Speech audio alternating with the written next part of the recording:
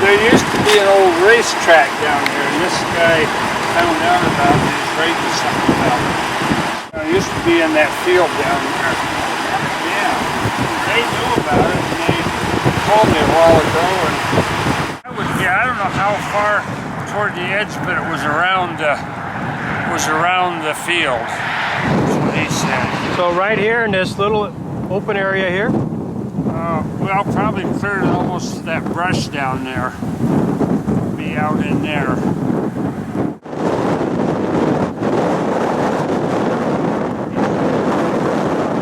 This is Route 77. Right here where the car is in fact the entryway into the racetrack off of 77. This is how they would enter the track.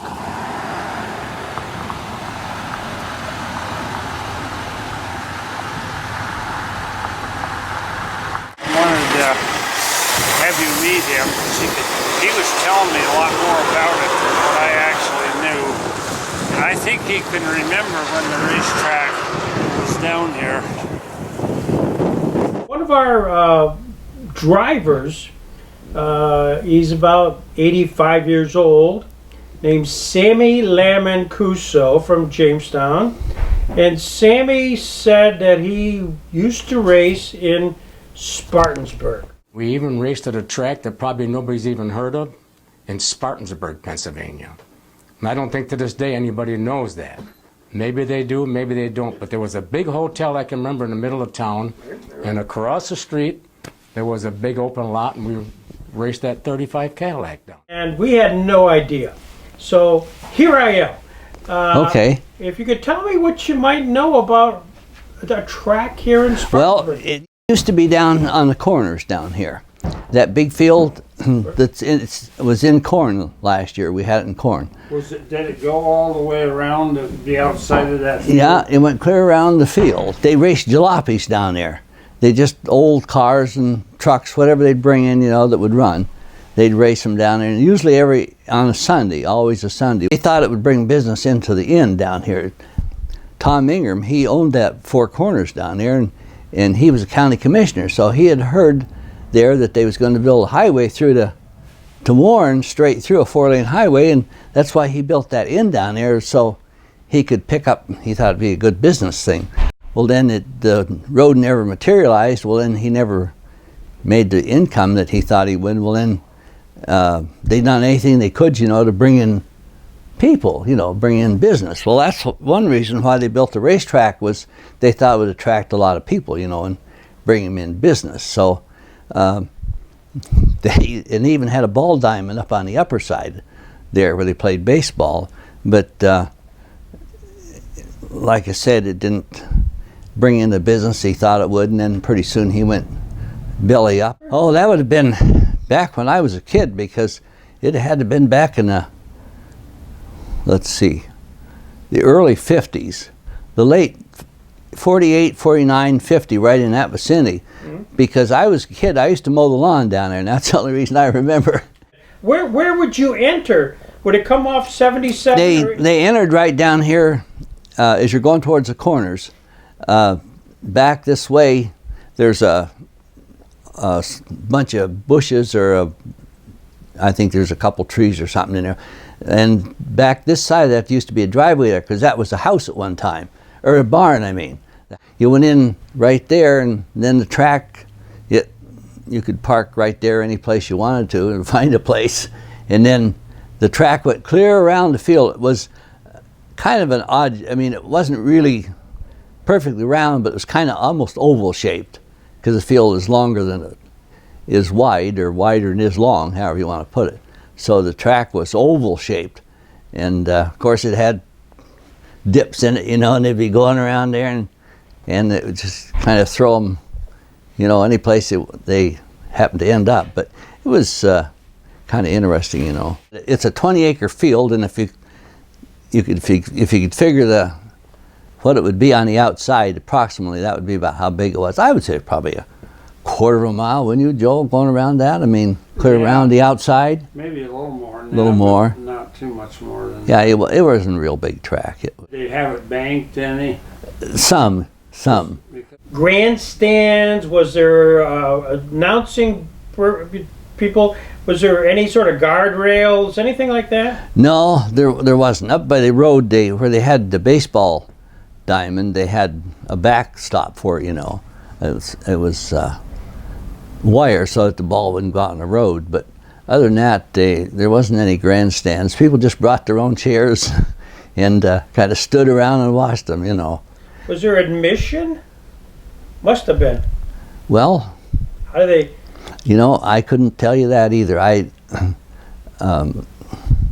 really don't know. Well, they had an admission to get into that. They must have had something to sponsor, you know. Yeah. Some fellows in Spartansburg that got a wild idea that that'd be a good place to have a racetrack, and the two of them got together, or four of them, whatever there was, and they decided to build a racetrack, and they thought they could both, you know, the guy that owned the inn and the other fellows could benefit from it. But and it went on for a few years, but I can't remember how many. Well, the guy that owned the inn was Tom Ingram. He was the one that built the inn down there. Mm-hmm.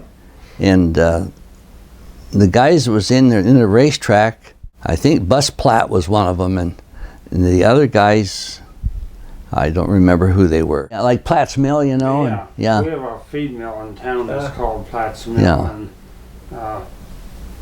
I don't know that they'd know anything more about it, but Did you remember watching races at all? Did you? Oh yeah. I used to go down there and watch them on Sunday. You know, didn't have anything else to do. You know, I mean.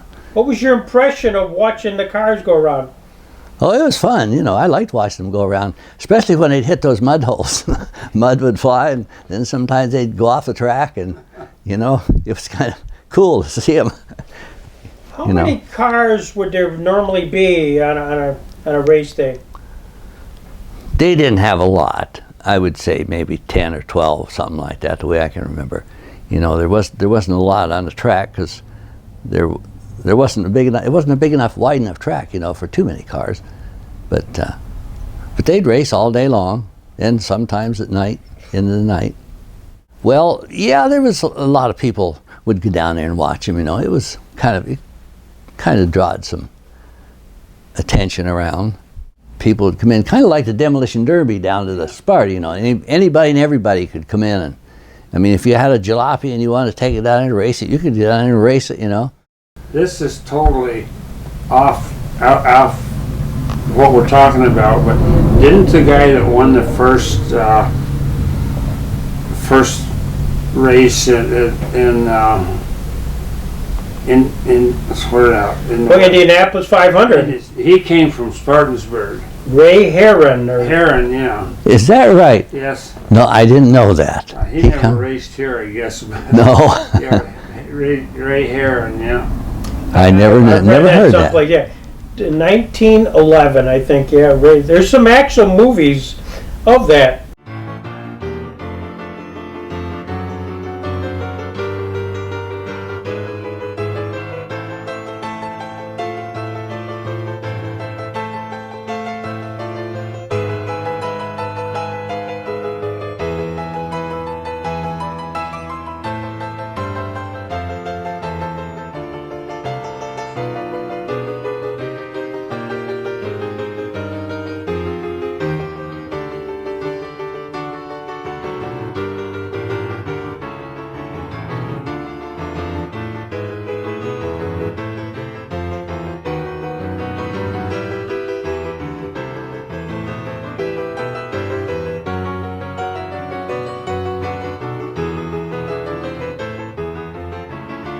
Racing tradition right here.